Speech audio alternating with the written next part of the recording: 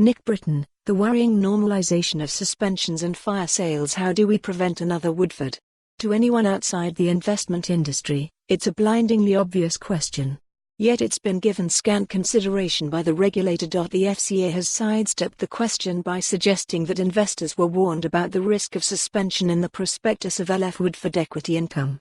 I'm not sure that telling Mr. and Mrs. Retail Investor that they should have paid more attention to page 24 of the prospectus is a great look for a body that's supposed to be protecting consumers, but let's leave that wholly inadequate response to one side. Even assuming that people read prospectuses, disclosure can never be the whole answer.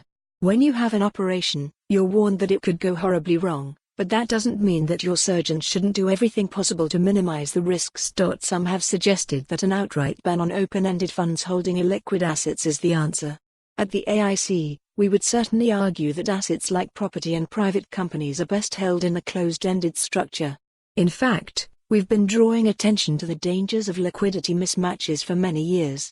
We haven't been alone, either. Mark Carney's remark this year that daily dealing funds holding illiquid assets were built on a lie followed several similar, albeit less provocative, comments he has made in the past. But it's very unlikely that a ban will be the FCA's preferred solution. The regulator has commented that it does not want to prevent open-ended funds investing in illiquid assets, as long as investors understand the risks. The FCA has toyed with the idea of making fund suspensions compulsory for property funds where there is uncertainty over the valuation of 20% of a fund's portfolio, but they rode back from this in September. Suspensions will not be mandated if an asset manager and depository agree they are not in investors' best interests. This leaves open the option of implementing fire sales to deal with redemption requests in difficult market conditions.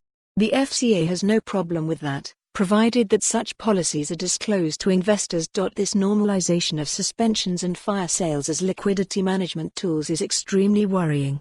Not only does it fail to protect consumers, it also does nothing to avoid systemic risks. IOSCO, the International Regulatory Forum, says suspensions should only be used in unforeseeable circumstances. The circumstances that led to the suspensions of property funds in 2008 and 2016 were eminently foreseeable. As for fire sales, these can never be in investors' best interests. If liquidity mismatches prompt a vicious cycle of asset sales, it will be little consolation to know that the risks were disclosed. Other financial centers have their eyes on these issues. In Germany, open-end. For more on this story, visit the news article link.